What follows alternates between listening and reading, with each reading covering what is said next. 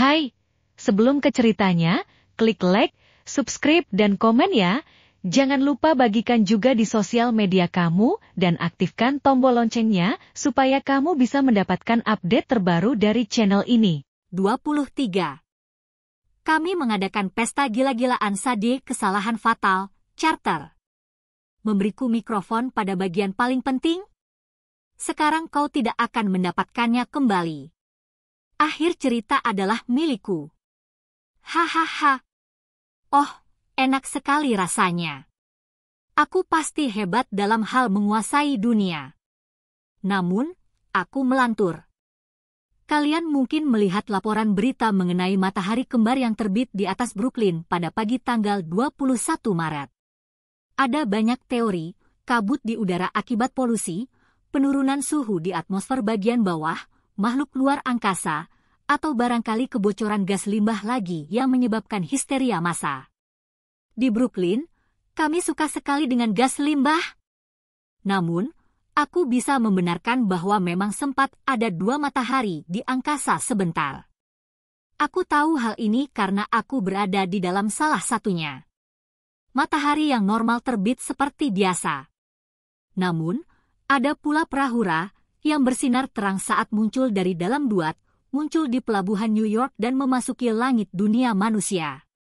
Bagi para pengamat di bawah, matahari kedua muncul dan tampak melebur dengan cahaya matahari pertama. Apa yang sebenarnya terjadi? Sinar kapal matahari memudar saat turun ke rumah Brooklyn, tempat perisai kamuflase anti-manusia rumah itu menyelubungi kapal dan membuat kapal seolah menghilang. Perisai itu sudah bekerja lembur karena pertempuran besar-besaran sedang berlangsung. Reaksi Griffin tengah menukik membelah udara, menghadapi ular-ular api bersayap, Urai, dalam pertempuran di udara. Aku tahu kata itu sulit sekali diucapkan, Urai. Charter bersikeras bahwa itulah bentuk jamak untuk Uraus dan dia tidak bisa dibantah. Katakan saja kau benar dan abaikan dia, maka masalah pun selesai. Freak berteriak, Freak! Dan melahap seekor Uraus. Dia kalah jumlah. Bulunya hangus dan sayapnya yang mendengung pasti telah terluka karena dia terus berputar-putar seperti helikopter rusak. Sarangnya di atas atap tengah terbakar. Spins portal kami rusak dan pada cerobong asap terdapat lubang besar hitam berbentuk bintang, tempat sesuatu atau seseorang telah meledak. Sepasukan iblis dan penyihir musuh berlindung di balik unit penyejuk udara dan tengah tersudut dalam pertarungan melawan Zia dan Walt yang sedang menjaga tangga. Kedua belah pihak melontarkan api, syapi, dan bom-bom hieroglif yang menyala-nyala ke atap seberangnya menjadi wilayah netral. Saat kami turun di atas musuh, si Tuara, ya, dia masih sepikun dan sejompo sebelumnya, menyandar ke tepian dan melambai-lambai kepada semua orang dengan kaitnya. Halo! Sebra! Kedua belah pihak menatap ke atas dengan terkesima. Rah! Pekik salah satu iblis. Kemudian, semua orang ikut berteriak, Rah! Rah! Rah! Mereka terdengar seperti tim pemandu sorak yang paling ketakutan sedunia. Urai berhenti menyemburkan api, membuat Freak terkaget-kaget, dan langsung terbang menuju kapal matahari. Mereka mulai mengitari kami seperti pasukan pengawal kehormatan, dan aku teringat perkataan Menshikov bahwa Urai dulunya adalah makhluk milik Ra. Tampaknya mereka mengenali majikan lama mereka, beri penekanan pada kata lama. Sebagian besar musuh di bawah kami berhamburan saat kapal turun, tetapi iblis yang geraknya paling lambat, mengucapkan, Ra, dan mendongak persis saat kapal matahari kami mendarat di atasnya diiringi bunyi gemeretak yang memuaskan. Charter dan aku melompat ke dalam pertempuran. Meski kami telah melalui bermacam-macam peristiwa, aku merasa sangat segar. Rasa mual akibat kekacauan telah menghilang begitu kami muncul dari duat. Sihirku kuat. Semangatku tinggi. Kalau saja aku sempat mandi, mengenakan pakaian bersih, dan minum secangkir teh yang enak, aku pasti merasa seperti di surga. Coret bagian itu, karena sekarang aku sudah pernah melihat surga, aku tidak terlalu menyukainya. Aku memilih kamarku sendiri. Kuubah sesosok iblis menjadi macan dan kulepaskan di tengah teman-temannya. Charter memasuki wujud avatar-avatar emas berkilauan. Untunglah, manusia burung bertinggi 4 meter terlalu menakutkan bagiku. Dia memukuli para penyihir musuh yang ketakutan dan dengan ayunan tangannya mengirim mereka ke East River. Zia dan Walt keluar dari tangga dan membantu kami menyapu para penyihir yang tersisa. Kemudian, mereka berlari ke arah kami dengan senyum lebar di wajah. Mereka tampak babak belur dan memar-memar, tetapi masih hidup. Freak! Pekik si Griffin. Dia menukik turun dan mendarat di sebelah Charter, menyundul avatar perang Charter dengan kepalanya, yang kuharap merupakan isyarat kasih sayang. Hei, sobat. Charter mengusap-usap kepala si Griffin, berhati-hati menghindari sayap gergaji si monster. Apa yang terjadi, teman-teman? Bicara tidak ada gunanya, sahut Zia datar. Musuh berusaha menerobos masuk sepanjang malam, kata Walt. Amos dan Bast menahan mereka, tapi dia menatap sekilas ke arah kapal matahari, dan perkataannya terputus-putus. Apakah itu bukan zebra? Seru Ra, terhuyung-huyung ke arah kami sambil memasang seringai lebar dengan mulut ompong. Dia berjalan langsung menuju Zia dan mengeluarkan sesuatu dari mulutnya, kumbang emas yang bercahaya, yang sekarang sudah sangat basah, tetapi masih utuh.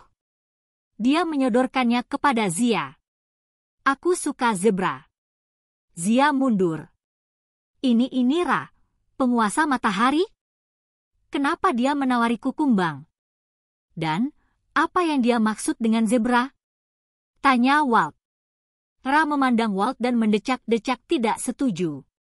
Walet sakit. Tiba-tiba saja, rasa dingin menjalariku. Kepalaku berputar-putar seolah mual yang diakibatkan kekacauan telah kembali. Di lubuk benakku, sebuah gagasan mulai terbentuk, sesuatu yang sangat penting. Zebra. Zia. Walet. What? Sebelum aku bisa berpikir lebih lanjut mengenai ini, sebuah bunyi boom yang sangat keras mengguncang bangunan. Bongkahan-bongkahan batu kapur melayang dari samping rumah dan menghujani pelataran gudang. Mereka berhasil menerobos tembok lagi. Seru Walt. Cepat. Mungkin aku sudah cukup berantakan dan lelah, tetapi sisa pertempuran itu berlangsung terlalu cepat bahkan untuk kuikuti. Ra benar-benar menolak berpisah dengan Zebra dan Walet, maaf, Zia dan Walt. Jadi, kami meninggalkannya dalam penjagaan mereka di dalam kapal matahari sementara Freak menurunkan Charter dan aku ke lantai di bawah kami.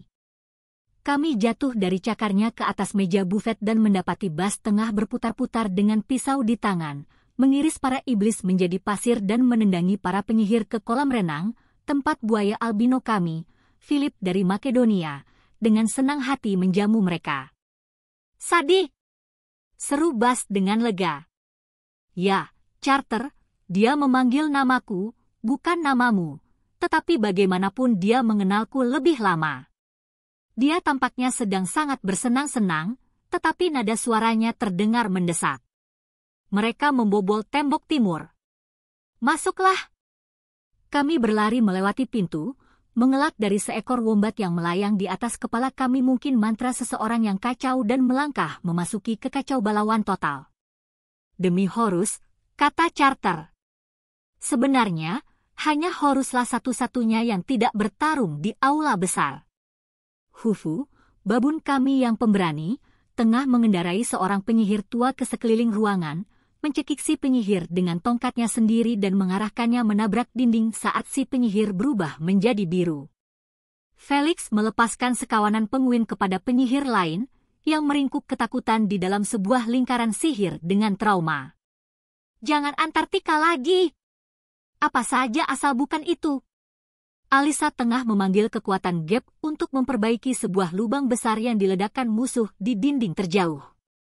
Julian telah memanggil avatar tempur untuk pertama kalinya dan tengah menyabeti para iblis dengan pedangnya yang bersinar-sinar.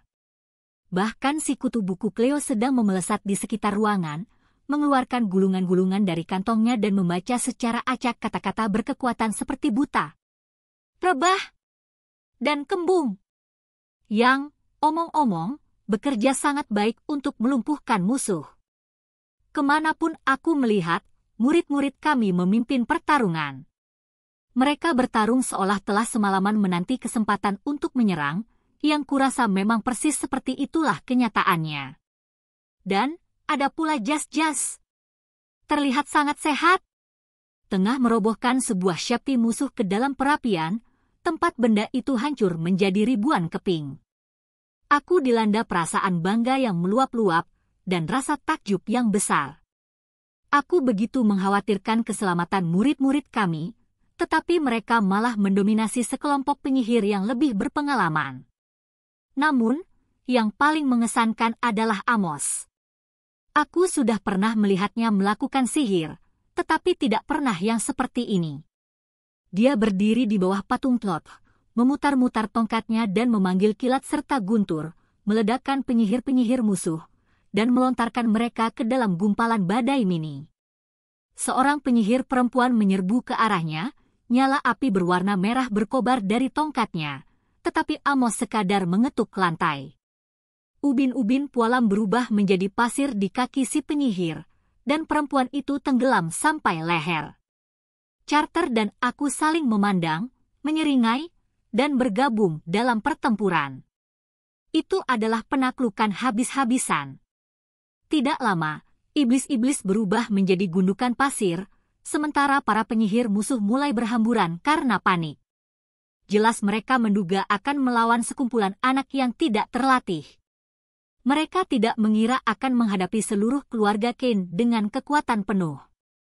Salah seorang penyihir wanita berhasil membuka sebuah portal di dinding yang jauh dari kami. Hentikan mereka, suara Isis berbicara di dalam benakku, cukup mengejutkan setelah kebisuannya yang lama.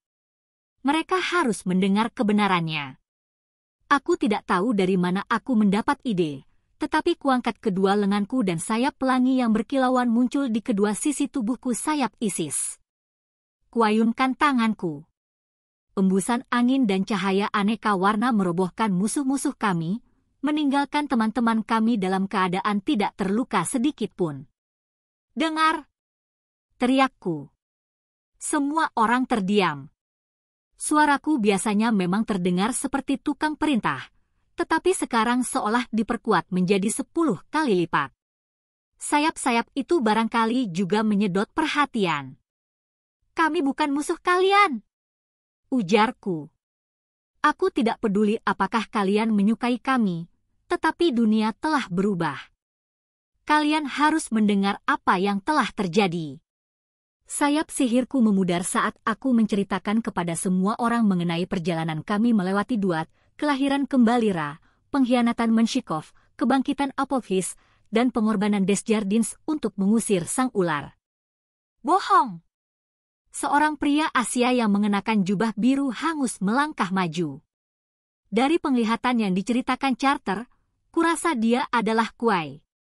Itu benar, kata Carter. Avatar tidak lagi melingkupinya. Pakaiannya telah berubah kembali menjadi pakaian manusia biasa yang kami belikan untuknya di Kairo, tetapi entah bagaimana dia masih terlihat sangat mengesankan, sangat percaya diri. Dia mengangkat mantel kulit macan tutul ketua lektor, dan aku bisa merasakan gelombang rasa terkejut menjalari ruangan itu. Desjardins bertempur di pihak kami, kata Carter. Dia mengalahkan Menshikov dan mengutuk Apophis. Dia mengorbankan nyawanya untuk memberi kita sedikit waktu. Tapi, Apophis akan kembali. Desjardins ingin kalian tahu. Dengan kata-kata terakhirnya, dia memintaku menunjukkan mantel ini kepada kalian dan menjelaskan apa yang sebenarnya terjadi. Terutama kepadamu, Amos. Dia ingin kau tahu jalan para dewa harus dibangkitkan lagi. Portal pelarian musuh masih berputar-putar. Belum ada yang melewatinya. Wanita yang memanggil portal itu meludahi lantai kami. Dia mengenakan jubah putih dan berambut hitam spike. Dia berteriak kepada teman-temannya. Apalagi yang kalian tunggu? Mereka membawakan mantel ketua lektor pada kita dan menyampaikan cerita gila ini. Mereka keluarga Kane. Pengkhianat. Mungkin mereka sendiri yang membunuh Desjardins dan Menshikov. Suara Amos menggelegar di seluruh penjuru aula besar. Sarah Jacobi. Dari semua orang, kau seharusnya tahu itu tidak benar. Kau mencurahkan hidupmu untuk mempelajari cara-cara kekacauan. Kau bisa merasakah lepasnya Apophis, bukan? Dan kembali nyara. Amos menunjuk keluar, ke balik pintu kaca yang menuju Geladak. Aku tidak tahu bagaimana Amos bisa merasakannya tanpa melihat, tetapi kapal matahari baru saja melayang turun, mendarat di kolam renang Philip.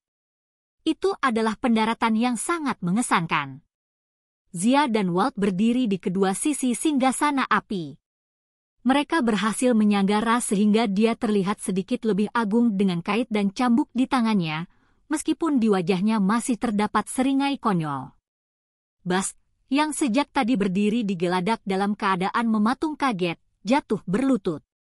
Yang mulia raja? Halo, Ra bernyanyi. Selamat tinggal. Aku tidak yakin apa maksudnya, tetapi Bas langsung berdiri, mendadak tegang. Dia hendak terbang ke langit, kata Bas. Walt, Zia, melompatlah turun. Mereka melakukannya, tepat pada waktunya. Kapal matahari mulai bersinar-sinar. Bas menoleh kepadaku dan berseru, aku akan mengawalnya menemui dewa-dewi lain. Jangan khawatir. Aku akan segera kembali. Dia melompat ke atas kapal, dan kapal matahari melayang ke angkasa, berubah menjadi bola api. Kemudian, ia membaur dengan cahaya matahari dan lenyap. Itu bukti untuk kalian, Amos mengumumkan. Para dewa dan dewan kehidupan harus bekerja sama. Sadie dan Charter benar. Sang ular tidak akan tertahan selamanya karena sekarang rantainya sudah lepas. Siapa yang akan bergabung dengan kami? Beberapa penyihir musuh menjatuhkan tongkat dan tongkat sihir mereka. Wanita berpakaian putih, Sarah Jacobi, menggeram, nome-nome yang lain tidak akan pernah menerima klaimmu, Kane. Kau ternoda kekuatan Set. Kami akan menyebarkan berita ini. Akan kami katakan bahwa kau membunuh Desjardins. Mereka tidak akan pernah mengikutimu. Dia melompat melewati portal. Lelaki berpakaian biru, Kuai, mengamati kami dengan muak, kemudian mengikuti Jacobi. 3 penyihir lain juga mengikuti, tetapi kami membiarkan mereka pergi dengan damai. Dengan takzim, Amos mengambil mantel kulit macan tutul dari tangan Charter. Michelle yang malang. Semua orang berkumpul di sekitar patung Thoth. Untuk pertama kalinya, kusadari betapa parah kerusakan yang terjadi di aula besar. Dinding-dindingnya retak, jendela-jendela pecah, relik-relik hancur, dan alat-alat musik Amos setengah leleh. Untuk kedua kalinya dalam waktu 3 bulan, kami nyaris menghancurkan rumah Brooklyn. Itu pasti rekor. Namun, aku malah ingin memeluk semua orang di ruangan ini. Kalian semua hebat sekali, ujarku. Kalian menghancurkan musuh dalam hitungan detik. Kalau kalian bisa bertempur sedemikian hebat, bagaimana mereka sanggup menahan kalian semalaman? Tapi kami nyaris tak bisa menahan mereka, kata Felix. Dia tampak terkesima oleh keberhasilannya sendiri. Saat fajar, aku benar-benar kehabisan energi. Yang lain mengangguk muram. Dan, aku berada dalam keadaan koma, kata sebuah suara yang terdengar akrab. Jas keluar dari kerumunan orang dan memelukku serta Charter. Sungguh menyenangkan melihatnya, sampai aku merasa konyol karena pernah cemburu kepada dia dan Walt. Kau baik-baik saja sekarang? Kupegang kedua bahunya dan kuamati wajahnya untuk mencari tanda-tanda kesakitan, tetapi dia terlihat penuh semangat seperti biasa. Aku sehat, katanya. Persis ketika fajar tiba, aku terbangun dengan perasaan sangat segar. Kurasa begitu kalian tiba, entahlah. Sesuatu terjadi. Kekuatan Ra, jelas Amos. Ketika dia bangkit, dia membawa kehidupan baru, energi baru untuk kita semua. Dia menyegarkan jiwa kita. Tanpa itu, kita pasti gagal. Aku menoleh ke arah Walt, tidak berani bertanya. Apakah mungkin dia juga telah sembuh? Namun, sorot di matanya mengatakan kepadaku bahwa doa yang itu belum terjawab. Kurasa dia bisa merasakan kesakitan di tubuhnya setelah melakukan sihir sebanyak itu. Walet sakit, demikian Ra sering mengulang-ulang. Aku tidak yakin mengapa Ra begitu tertarik dengan kondisi Walt, tetapi tampaknya kondisi itu berada bahkan di luar jangkauan kekuasaan sang Dewa Matahari. Amos, kata Carter, menyela pikiranku, apa maksud Jacobi tentang nome-nome lain tidak mengakui klaimmu? Aku tidak tahan lagi. Aku mendesah dan memutar mataku ke arah Carter. Kakakku itu kadang-kadang bisa begitu bebal. Apa? Carter bertanya. Carter, ujarku, kau ingat pembicaraan kita mengenai penyihir terkuat di dunia? Desjardins adalah yang pertama. Menshikov yang ketiga. Dan, kau mencemaskan siapa yang kedua? Ya, dia mengakui, tapi karena sekarang Desjardins sudah meninggal, penyihir terkuat nomor 2 adalah penyihir yang paling kuat. Menurutmu siapa dia? Perlahan-lahan, sel-sel otaknya tentulah mulai bekerja, yang merupakan bukti bahwa mukjizat bisa terjadi. Dia berbalik untuk menatap Amos.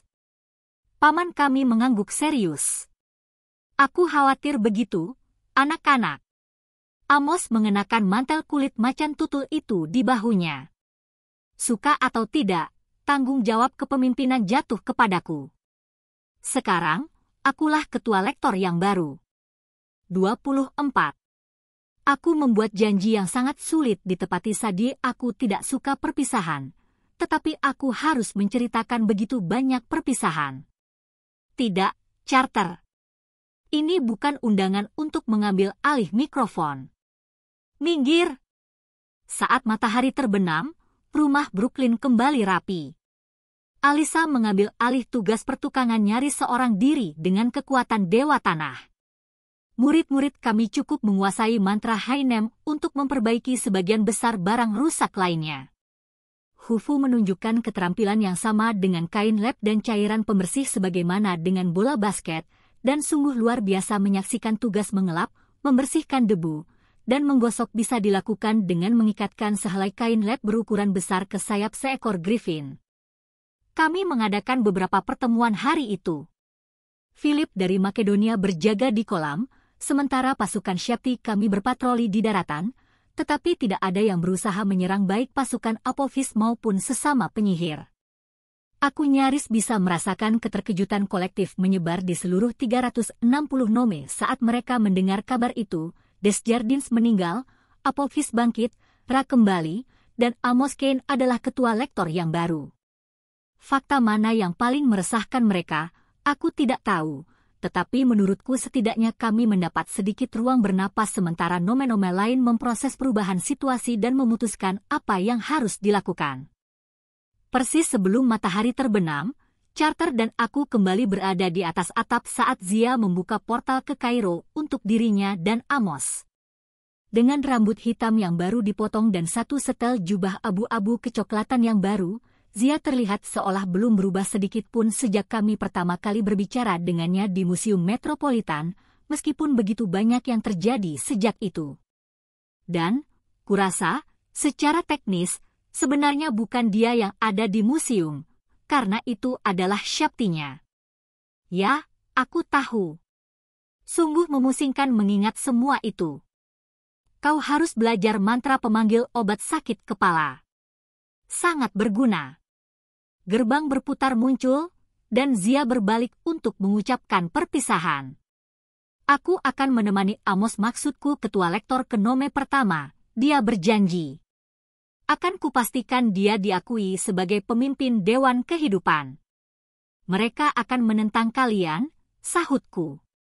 Berhati-hatilah. Amos tersenyum. Kami akan baik-baik saja. Jangan khawatir. Dia berpakaian dengan gaya nicisnya yang biasa, setelan sutra emas yang serasi dengan mantel kulit macan tutulnya yang baru, topi porpi semacam topi bundar berpuncak datar dan manik-manik emas di rambutnya yang dikepang. Di sampingnya, terdapat sebuah tas kulit perjalanan dan kotak saksofon. Kubayangkan dia duduk di tangga singgasana Fir'aun, memainkan saksofon tenor John Coltrane, barangkali saat zaman baru merentang dalam cahaya ungu dan hieroglif-hieroglif yang menyala keluar dari ujung saksofonnya. Aku akan terus mengabari, dia berjanji. Lagi pula, kalian telah mengendalikan situasi dengan baik di sini, di rumah Brooklyn. Kalian tidak perlu pembimbing lagi. Aku berusaha terlihat berani, meskipun aku tidak menyukai kepergiannya. Hanya karena aku berusia 13 tahun, bukan berarti aku menginginkan tanggung jawab orang dewasa. Jelas aku tidak ingin menjalankan Nome ke-21 atau memimpin pasukan ke medan perang. Namun, kurasa tak ada yang siap ditaruh di posisi semacam itu. Zia meletakkan tangannya di lengan Carter. Carter terlonjak seolah Zia baru saja menyentuhnya dengan alat kejut listrik. Kita akan bicara dalam waktu dekat, kata Zia. Setelah situasi tenang. Tapi, terima kasih. Carter mengangguk, meskipun dia terlihat sangat kecewa. Kami semua tahu situasi tidak akan tenang dalam waktu dekat. Bahkan, tidak ada jaminan kami akan hidup cukup lama untuk bertemu Zia lagi. Jaga dirimu, kata Carter. Kau mengemban peran penting. Zia melirik ke arahku. Suatu pahamanan yang aneh melintas di antara kami. Kurasa Zia mulai menyimpan kecurigaan, ketakutan yang mendalam mengenai apa gerangan peran itu. Aku sendiri tidak bisa mengatakan aku telah memahaminya, tetapi aku bisa merasakan keresahannya. Zebra, Katara. Dia langsung bicara tentang Debra ketika bangun. Kalau kau membutuhkan kami, ujarku, jangan ragu. Aku akan datang dan memberi gebukan yang sepantasnya kepada para penyihir Nome pertama. Amos mengecup dahiku. Dia menepuk-nepuk pundak Carter. Kalian berdua membuatku bangga. Kalian memberiku harapan untuk pertama kalinya dalam waktu bertahun-tahun. Aku ingin mereka tinggal lebih lama. Aku ingin berbincang dengan mereka sebentar lagi. Namun, pengalamanku dengan Honshu telah mengajariku untuk tidak rakus dalam hal waktu. Lebih baik menghargai apa yang ada dan tidak menginginkan lebih dari itu.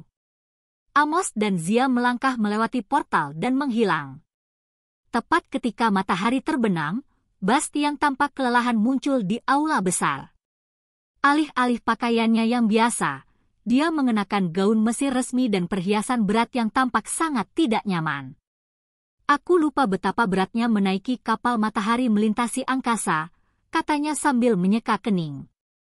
Dan, panas. Lain kali, aku akan membawa cawan dan setermos penuh susu dingin. Apakah Ra baik-baik saja? Tanyaku. Si Dewi Kucing mengerutkan bibir. Yah, dia masih sama. Aku mengemudikan kapalnya ke ruang singgasana para dewa. Mereka tengah mempersiapkan kru baru untuk perjalanan malam ini. Tapi, kalian harus menemuinya sebelum dia pergi. Perjalanan malam ini? Tanya Carter. Melewati Duat? Kami baru saja membawanya kembali dari sana. Bast merentangkan kedua tangan. Apa yang kau harapkan? Kalian telah memulai kembali siklus kuno. Ra akan menghabiskan siang hari di langit dan malam hari di sungai. Para dewa harus menjaganya seperti dulu. Ayolah, kita hanya punya waktu beberapa menit. Aku sudah hendak bertanya bagaimana cara dia memasukkan kami ke ruang singgasana para dewa. Bast sudah berulang kali bilang kepada kami bahwa dia tidak mahir memanggil portal. Kemudian, sebuah pintu yang terdiri dari bayangan murni membuka di tengah udara. Anubis melangkah melewatinya, tampak luar biasa tampan dalam balutan jeans hitam dan jaket kulitnya, sementara kaos katun putih menempel begitu ketat di dadanya sampai-sampai aku bertanya-tanya apakah dia sengaja memamerkannya. Kurasa tidak. Dia barangkali keluar dari tempat tidur pada pagi hari dengan penampilan sesempurna itu. Baiklah, bayangan itu tidak membantu meningkatkan konsentrasiku. Halo, Sadie, sapanya. Ya, Charter. Dia menyapaku terlebih dulu. Aku bisa bilang apa? Aku memang sangat penting. Aku berusaha terlihat marah kepadanya. Kau rupanya. Kami mengharapkan kehadiranmu di dunia bawah saat kami mempertaruhkan jiwa kami. Ya, aku senang kau selamat, katanya. Pasti sulit menulis eulogi untukmu. Oh, haha. Kemana saja kau? Kesedihan ekstra menjalari mata coklatnya. Proyek sampingan, sahutnya. Tapi, sekarang ini, kita harus bergegas. Dia memberi isyarat ke arah pintu kegelapan. Sekadar untuk menunjukkan kepadanya bahwa aku tidak takut, aku melangkah melewatinya lebih dulu. Di sisi seberang, kami mendapati diri berada di ruang singgasana para dewa. Sekelompok dewa yang telah berkumpul menoleh ke arah kami. Istana itu tampak lebih megah dibanding terakhir kali kami berada di sana. Tiang-tiangnya lebih tinggi, dihiasi lukisan yang lebih rumit. Lantai pualam yang licin berputar-putar dengan desain-desain konstelasi, seakan kami tengah melangkah melintasi galaksi. Langit-langit menyala seperti panel neon raksasa. Panggung dan singgasana Horus telah digeser ke satu sisi, sehingga lebih terlihat seperti kursi pengamat sekarang, bukan pertunjukan utama. Di tengah ruangan, kapal matahari bersinar-sinar di perancah geladak kering. Kru bola cahayanya memelesat ke sana kemari, membersihkan lambung kapal dan memeriksa tali temali.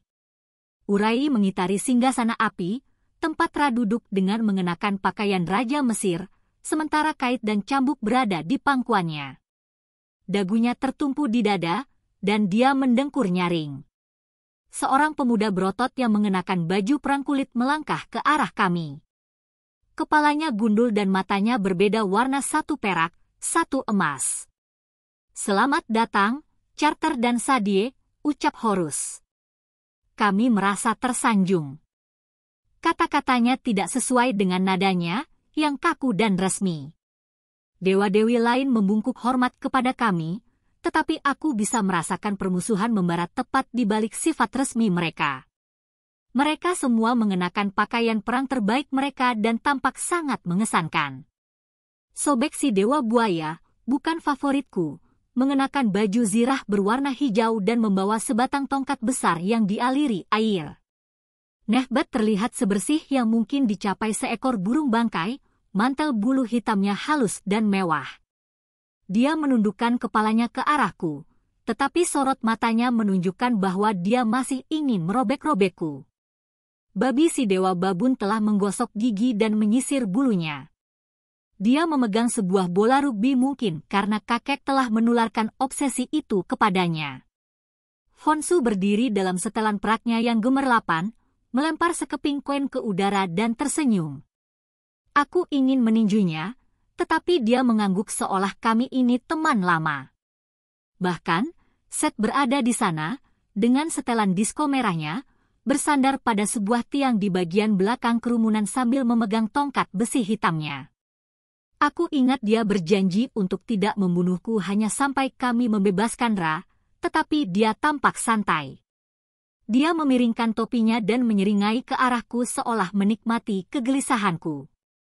Thoth sang dewa pengetahuan merupakan satu-satunya dewa yang tidak berpakaian bagus. Dia mengenakan kostumnya yang biasa, jeans dan jubah laboratorium yang penuh coretan. Dia mengamatiku dengan mata kaleidoskopnya yang aneh, dan aku punya firasat bahwa hanya dia di ruangan itu yang benar-benar merasa kasihan melihat kegelisahanku. Isis melangkah maju. Rambut hitam panjangnya dikepang di balik bahu gaun sutra tipisnya. Sayap pelanginya berpendar-pendar di belakangnya. Dia membungkuk formal ke arahku, tetapi aku bisa merasakan gelombang hawa dingin memancar dari dirinya. Horus berbalik ke arah para dewa yang telah berkumpul itu. Kusadari dia tidak lagi mengenakan mahkota Fir'aun. Lihatlah! Dia berkata kepada kerumunan dewa. Charter dan Sadiqain yang telah membangkitkan dewa kita. Jangan lagi ada keraguan. Apophis, musuh kita, telah bangkit. Kita harus bersatu di belakang Ra. Ra mengigau dalam tidurnya, ikan, kukis, walet, kemudian dia kembali mendengkur. Horus berdeham. Aku mengikrarkan kesetiaanku. Aku berharap kalian semua melakukan hal yang sama. Aku akan melindungi kapal Ra saat kami melintasi Duat malam ini. Masing-masing dari kalian akan bergiliran melakukan tugas ini sampai Dewa Matahari pulih seutuhnya. Dia terdengar benar-benar tidak yakin hal ini akan terjadi. Kita akan mencari cara untuk mengalahkan Apophis, ujarnya. Sekarang, mari kita rayakan kembalinya Ra. Kuterima Chartercain sebagai saudara. Musik mulai mengalun, menggema ke seluruh ruangan. Ra, yang masih berada di atas singgasana di kapalnya, terbangun dan mulai bertepuk tangan. Dia meringis saat para dewa berputar-putar di sekitarnya, sebagian dalam wujud manusia, sebagian memudar menjadi gumpalan awan, api, atau cahaya. Isis meraih tanganku. Kuharap kau tahu apa yang kau lakukan, Sadie, dia berkata dengan suara dingin. Musuh terbesar kami bangkit, dan kau telah menurunkan putraku dari tahta dan menjadikan sesosok Dewa Pikun sebagai pemimpin kami.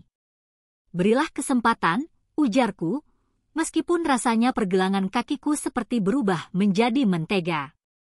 Horus menggenggam bahu Charter. Kata-katanya tidak lebih ramah.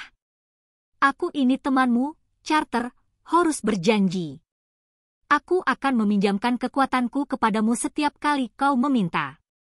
Kau akan memulihkan jalan sihirku di Dewan Kehidupan, dan kita akan bertempur bersama untuk menghancurkan sang ular.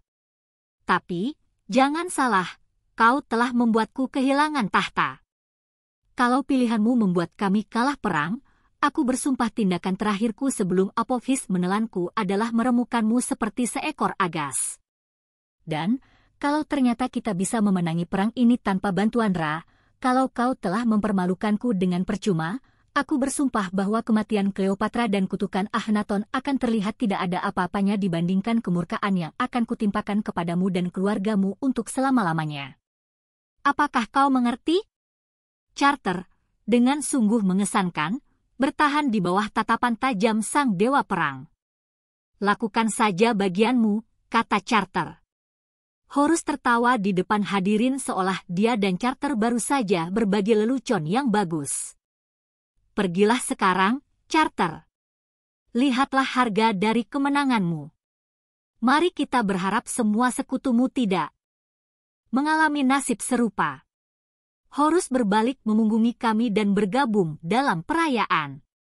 Isis tersenyum kepadaku untuk terakhir kalinya dan menghilang menjadi pelangi yang berkilauan. Bast berdiri di sampingku, menahan lidahnya, tetapi dia terlihat seolah ingin mencakar-cakar Horus seperti mainan garukan untuk kucing. Anubis tampak malu.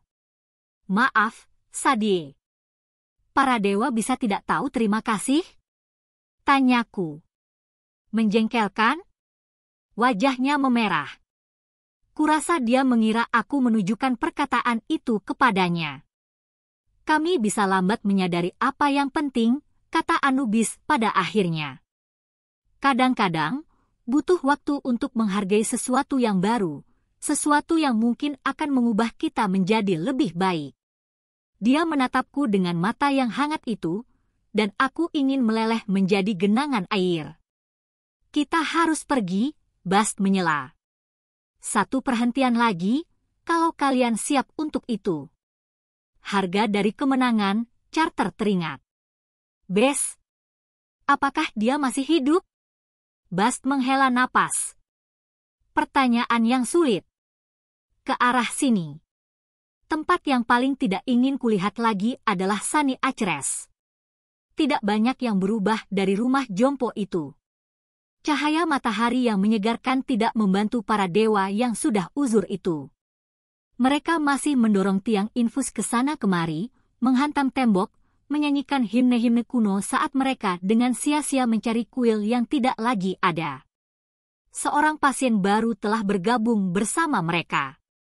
Bes duduk dalam balutan seragam rumah sakit di sebuah kursi rotan, menatap keluar jendela ke arah danau api.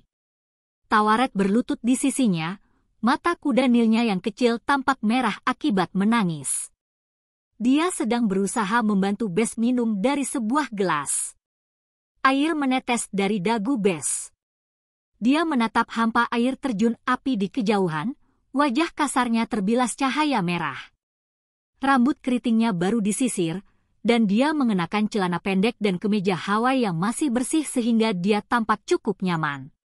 Namun, keningnya berkerut. Jemarinya mencengkeram sandaran lengan, seolah dia tahu dirinya seharusnya mengingat sesuatu, tetapi tidak mampu. Tidak apa-apa, Bes. Suara Tawaret bergetar saat dia menepuk-nepukkan sehelai serbet ke bawah dagu Bes. Kita akan mengatasinya. Aku akan merawatmu. Kemudian, dia melihat kami. Raut wajahnya mengeras. Untuk seorang dewi persalinan yang ramah, Tawaret bisa terlihat sangat menyeramkan ketika dia mau. Dia menepuk-nepuk lutut si dewa cebol. Aku akan segera kembali, Bes sayang. Tawaret berdiri, yang merupakan suatu prestasi dengan perut gendutnya, dan membawa kami menjauh dari kursi Bes.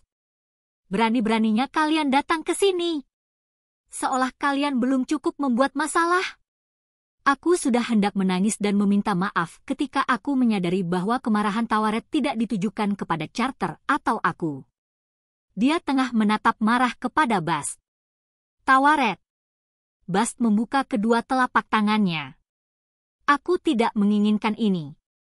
Dia temanku. Dia salah satu mainan kucingmu. Tawaret berteriak sedemikian keras sampai beberapa pasien mulai menangis. Kau sama egoisnya seperti semua makhluk sejenismu, Bas. Kau memanfaatkannya, lalu membuangnya. Kau tahu dia mencintaimu, dan kau memanfaatkan itu. Kau mempermainkannya seperti seekor tikus dalam genggaman cakarmu. Itu tidak adil, gumam Bas, tetapi rambutnya mulai menggembung seperti biasa ketika dia ketakutan. Aku tak bisa menyalahkannya. Nyaris tak ada yang lebih menakutkan ketimbang seekor kuda Nil yang murka. Tawaret mengentakkan kaki begitu keras sampai haknya yang tinggi patah. Bes layak mendapat yang lebih baik daripada ini. Dia layak mendapatkan yang lebih baik daripada kau. Hatinya baik. Aku tak pernah melupakannya. Aku merasakan bahwa suatu pertikaian satu sisi yang hebat antara kucing dan kuda Nil akan terjadi. Aku tidak tahu apakah aku angkat bicara untuk menyelamatkan Bas, atau untuk melindungi pasien-pasien yang trauma, atau untuk meredakan rasa bersalahku sendiri, tetapi aku melangkah di antara kedua dewi itu. Kami akan memperbaiki ini, semburku. Tawaret, aku bersumpah demi hidupku. Kami akan mencari cara untuk menyembuhkan Bes. Tawaret menatapku, dan amarah menyurut dari matanya sampai tidak tersisa apa-apa kecuali belas kasihan. Nak, aku tahu maksudmu baik. Tapi, jangan memberiku harapan palsu. Aku sudah hidup dengan harapan palsu terlalu lama. Pergilah temui dia kalau kau harus melakukannya. Lihatlah apa yang terjadi kepada dewa cebol paling baik di dunia. Setelah itu, tinggalkan kami sendiri. Jangan menjanjikan apa yang tidak mungkin terjadi kepadaku. Dia berbalik dan berjalan terpincang-pincang dengan sepatunya yang patah menuju meja perawat. Bast menundukkan kepala. Dia memasang tampang yang sangat tidak biasa bagi kucing, malu. Aku akan menunggu di sini, katanya. Aku tahu itu adalah jawaban akhirnya. Jadi, Charter dan aku mendekati Bes berdua saja. Si dewa cebol tidak bergerak.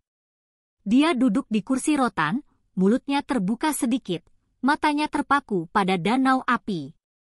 Bes. Kuletakkan tanganku di lengannya. Bisakah kau mendengarku? Dia tidak menjawab, tentu saja. Di pergelangan tangannya, dia mengenakan gelang bertuliskan namanya dalam hieroglif, dengan hiasan yang cantik, barangkali dibuat oleh Tawaret sendiri. Maafkan aku, ujarku. Kami akan mendapatkan kembali Ren Mu. Kami akan mencari cara untuk menyembuhkanmu. Bukankah begitu, Charter? Yah. Dia berdeham, dan aku bisa memastikan bahwa dia tidak sedang bersikap jantan pada momen itu. Ya, aku bersumpah, Bes. Kalaupun itu, barangkali dia hendak mengatakan kalaupun itu adalah hal terakhir yang kami lakukan, tetapi dengan bijaksana dia memutuskan untuk tidak mengatakannya. Mengingat perang yang akan datang melawan Apophis, lebih baik tidak berpikir tentang sesegera apa hidup kami mungkin akan berakhir. Kubungkukan tubuh dan kukecup kening Bes. Aku teringat bagaimana kami bertemu di stasiun Waterloo, ketika dia menjadi sopir bagi Liz, Emma, dan aku hingga kami selamat. Aku ingat bagaimana dia menakut-nakuti Nehbet dan babi dengan celana renangnya yang menggelikan. Aku teringat coklat kepala Lenin yang konyol, yang dia beli di St. Petersburg dan bagaimana dia menarik Walt dan aku hingga selamat dari portal di Tanah Merah. Aku tak bisa menganggapnya kecil. Dia memiliki kepribadian yang sangat besar, penuh warna, lucu, dan menakjubkan. Rasanya mustahil semua itu lenyap untuk selamanya. Dia telah menyerahkan hidup abadinya untuk memberi kami tambahan waktu 1 jam. Aku tak bisa menahan tangis. Akhirnya, Charter harus menyeretku pergi. Aku tidak ingat bagaimana kami bisa kembali ke rumah. Tetapi aku ingat aku merasa seolah kami jatuh, bukannya naik seolah dunia manusia telah menjadi tempat yang lebih dalam dan lebih menyedihkan ketimbang bagian manapun di Duat. Malam itu aku duduk sendirian di atas tempat tidurku dengan jendela terbuka. Malam pertama musim semi tidak dinyana ternyata hangat dan menyenangkan. Cahaya berkilauan di sepanjang tepi sungai. Pabrik bagel di daerah itu memenuhi udara dengan aroma roti yang tengah dipanggang. Aku sedang mendengarkan daftar laguku yang berjudul sedih dan bertanya-tanya bagaimana mungkin ulang tahunku baru beberapa hari berlalu. Dunia telah berubah. Dewa matahari telah kembali. Apophis telah lepas dari penjaranya, dan meskipun dia dibuang ke suatu bagian ngarai yang dalam, dia pasti akan berusaha kembali dengan cepat. Perang akan terjadi. Banyak sekali yang harus kami lakukan. Namun, aku duduk di sini, mendengarkan lagu-lagu yang sama seperti sebelumnya, memandangi poster Anubis dan merasa resah mengenai sesuatu seremeh dan semenjengkelkan. Yah, kalian sudah menebaknya. Cowok. Ada ketukan di pintu. Masuk. Seruku tanpa terlalu bersemangat. Kuduga itu Charter. Kami sering mengobrol pada penghujung hari, sekadar untuk melakukan tanya jawab mengenai misi kami. Namun, ternyata itu adalah Walt, dan mendadak aku sangat sadar bahwa aku sedang mengenakan kaos lusuh dan celana piyama.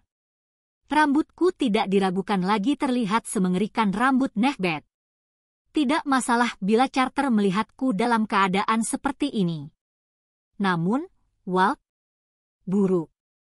Apa yang kau lakukan di sini? Pekiku, sedikit terlalu kencang. Dia mengerjap-ngerjap, jelas-jelas kaget dengan sikapku yang tidak ramah. Maaf, aku akan pergi. Jangan! Maksudku, tidak apa-apa. Kau cuma mengagetkanku. Dan kau tahu. Kita punya peraturan mengenai anak lelaki di kamar anak perempuan tanpa, NG, pengawasan. Aku sadar itu terdengar sangat membosankan, nyaris mirip Charter. Namun, aku gugup. Walt melipat lengannya. Kedua lengan itu sangat bagus. Dia sedang mengenakan kaos basket dan celana pendek lari, koleksi jimatnya terkalung di leher seperti biasa. Dia tampak sangat sehat, sangat atletis, sehingga sulit mempercayai dia sedang sekarat gara-gara suatu kutukan kuno. "Yah, kau kan guruku," katanya. "Bisakah kau mengawasiku?" Tidak diragukan lagi, wajahku merona semerah-merahnya. "Benar. Kurasa kalau kau membiarkan pintunya terbuka." Apa yang membawamu ke sini?" Dia menyandar pada pintu lemari. Dengan ngeri, kusadari bahwa lemariku masih terbuka, menampakkan poster Anubis. "Begitu banyak yang terjadi," kata Walt. "Sudah cukup banyak yang harus kau khawatirkan. Aku tidak ingin kau mengkhawatirkanku juga." "Sudah terlambat," aku mengakui. Dia mengangguk, seolah ikut merasakan kefrustrasianku. "Hari itu, di gurun pasir, di Baharia, apakah kau akan menganggapku gila kalau kukatakan bahwa itu adalah hari terbaik dalam hidupku?" Hatiku bergetar, tetapi aku berusaha tetap tenang. "Yah, transportasi umum Mesir, penyamun jalanan, unta bau, mumi Romawi gila, dan petani kurma yang kerasukan. Ampun, deh, memang hari yang hebat." "Dan kau," katanya.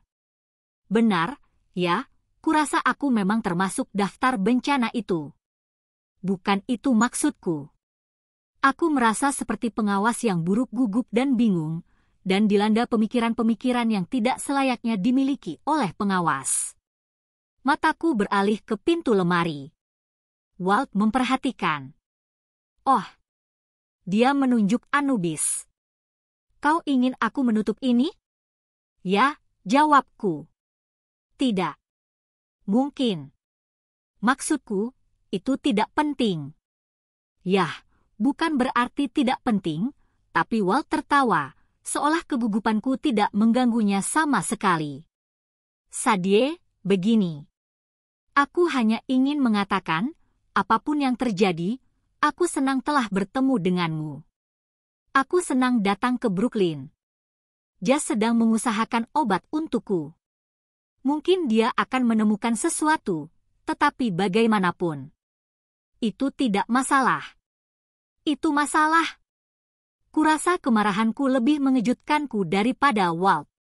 "Walt, kau akan mati karena sebuah kutukan sialan. Dan Menshikov sudah di sana, siap memberitahukan obatnya kepadaku, dan aku mengecewakanmu.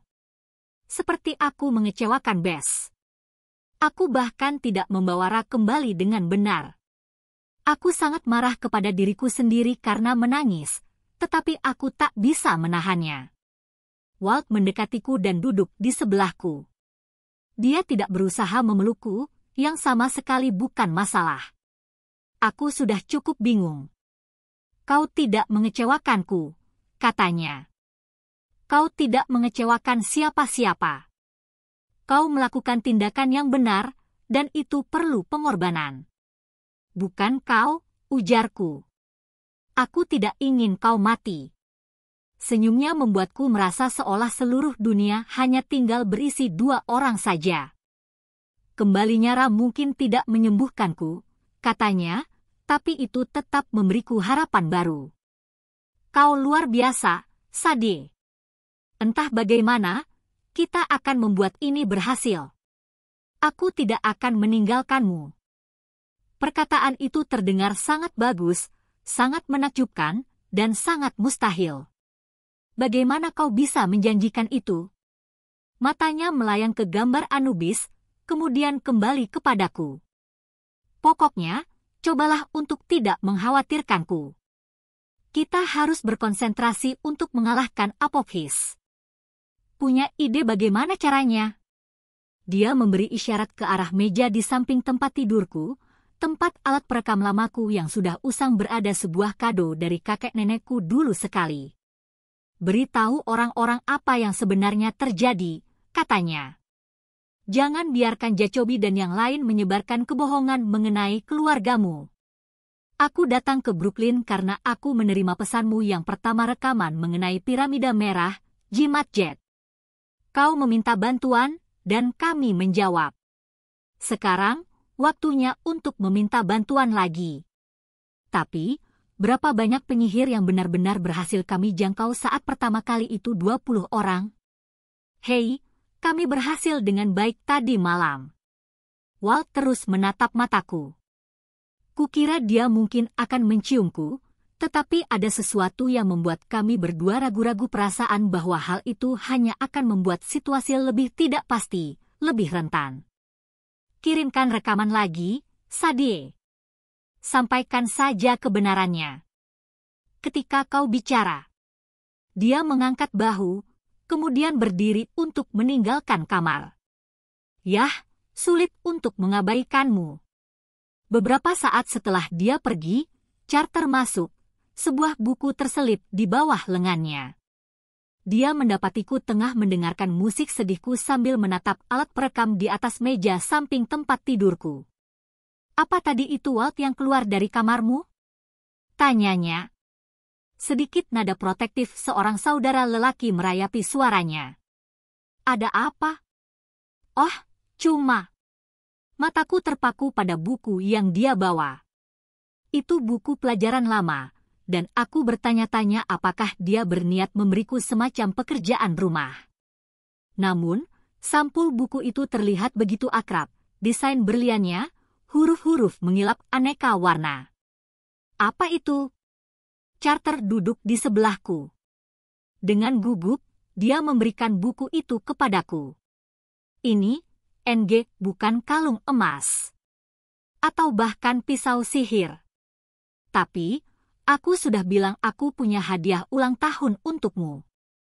Inilah kado itu.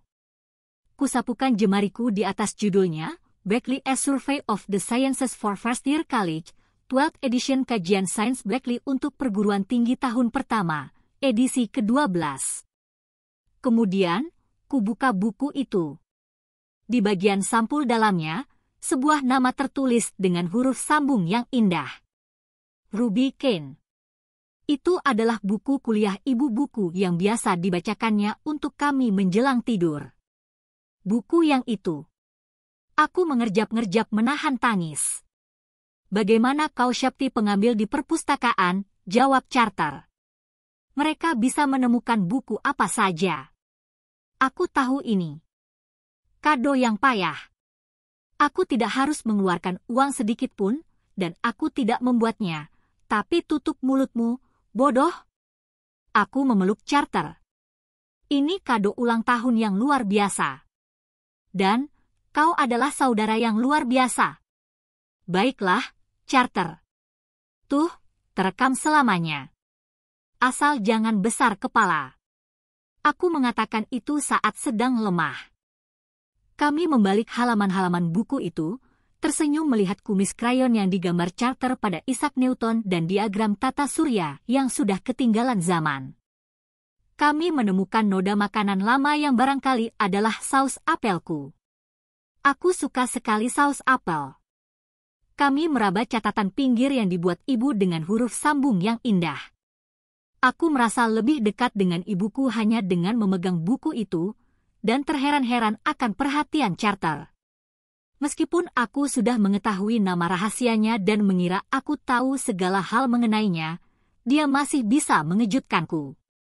Jadi, apa katamu tadi tentang Walt? Tanya Carter. Apa yang terjadi? Dengan enggan, kututup Blackley A Survey of the Sciences. Dan, ya, barangkali hanya kali itu dalam hidupku aku pernah menutup sebuah buku pelajaran dengan enggan. Aku bangkit dan menaruh buku itu di atas laci. Kemudian, aku mengambil alat perekam lamaku.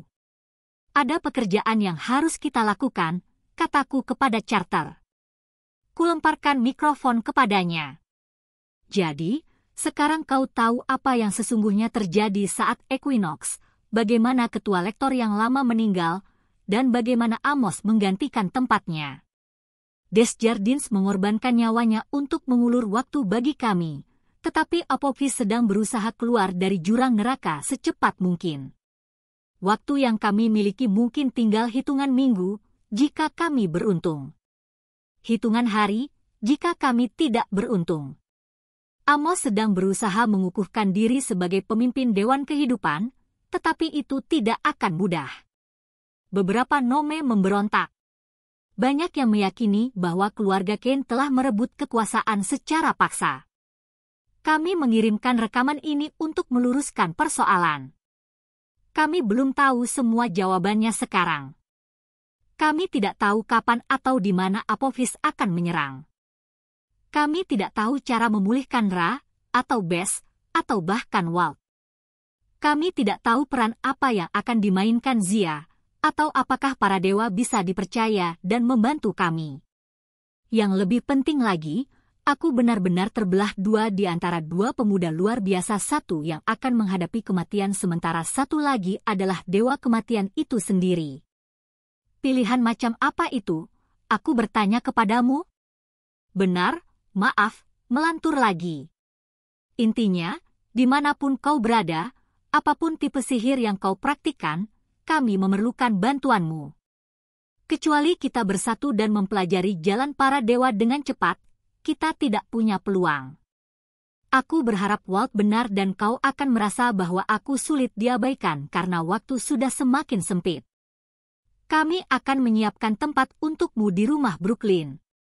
Catatan penulis. Sebelum menerbitkan transkrip semengerikan ini, aku merasa wajib memeriksa fakta-fakta cerita Sadie dan Charter. Kuharap aku bisa mengatakan kepadamu bahwa mereka hanya mengarang-ngarang semua ini. Sayangnya, tampaknya sebagian besar yang mereka laporkan berdasarkan fakta. Relik-relik Mesir dan lokasi yang mereka sebutkan di Amerika, Inggris, Rusia, dan Mesir memang ada. Istana Pangeran Menshikov di St. Petersburg memang nyata, dan cerita mengenai perkawinan cebol itu benar adanya, meskipun aku tak bisa menemukan keterangan bahwa salah seorang cebol itu mungkin merupakan dewa, atau bahwa sang pangeran memiliki cucu bernama Vladimir. Semua monster dan dewa Mesir yang ditemui Charter dan Sadie ditemukan buktinya dalam sumber-sumber kuno. Ada beragam versi mengenai perjalanan Ra setiap malam melewati Duat, dan meskipun cerita-cerita itu sangat bervariasi, penuturan Charter dan Sadie sangat mirip dengan yang kita ketahui dari mitologi Mesir. Singkatnya, aku percaya mereka mungkin berkata jujur. Permintaan bantuan mereka mungkin memang sungguh-sungguh. Apabila rekaman audio lain jatuh ke tanganku, aku akan menyampaikan informasi tersebut, tetapi jika Apophis benar-benar hendak bangkit, mungkin tidak akan ada kesempatan. Demi keselamatan seluruh dunia, aku berharap aku salah. Glosarium. Kata-kata perintah yang pernah digunakan oleh Charter dan Sadie. Amex terbakarlah, Hadi hancurlah, Hatep tenanglah, Hesyeh berbaliklah, Hekat memanggil tongkat, Hainem bergabunglah, Liter Emuen sembunyikanlah, Endah lindungilah, Saper luputlah, Wepeh terbukalah, Aru alam baka Mesir, surga akan matahari, benda fisiknya, bukan dewa. Bajiwa bar kapal Fir'aun, bau roh jahat Benu Phoenix Duat, alam sihir Fir'aun, penguasa Mesir kuno, hieroglif sistem.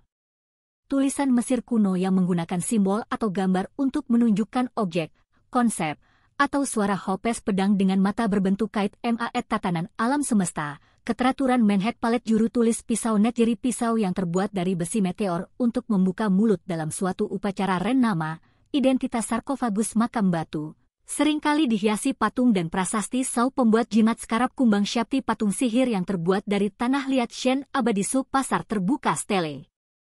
Nisan yang terbuat dari batu kapur Cesu Heru ular berkepala dua, satu kepala di ekor dan berkaki naga Tiat simbol Isis was kekuatan. Dewa-dewi Mesir yang muncul dalam The Red Pyramid dan The Throne of Fire. Anubis dewa pemakaman dan kematian, Apophis dewa kekacauan, babi dewa babun, Bes dewi kucing, Bes dewa cebol, Geb dewa tanah, Hathor dewi cinta, musik, dan tarian, berwujud sapi, Heket dewi katak, Horus dewa perang, putra Isis dan Osiris, Isis dewi sihir, istri Osiris dan ibu Horus, Hepri dewa skarab, aspek Ra pada pagi hari, Hnum dewa berkepala domba, aspek Ra pada saat matahari terbenam di dunia bawah tanah, Honsu dewa bulan, Mehit dewi singa kecil, menikah dengan Onuris, Nehbet dewi burung bangkai, Nepthys dewi sungai, Nut dewi langit, Osiris dewa dunia bawah, suami Isis dan ayah Horus, Tah dewa para perajin, Ra dewa matahari, dewa keteraturan. Juga dikenal sebagai Amun-Ra. Sekmet Dewi Singa Serket Dewi Kalajengking Set Dewa Kejahatan Syesmu Dewa Iblis Anggur dan Darah Shu Dewa Udara Sobek Dewa Buaya Tawaret Dewi Kuda Niltot Dewa Pengetahuan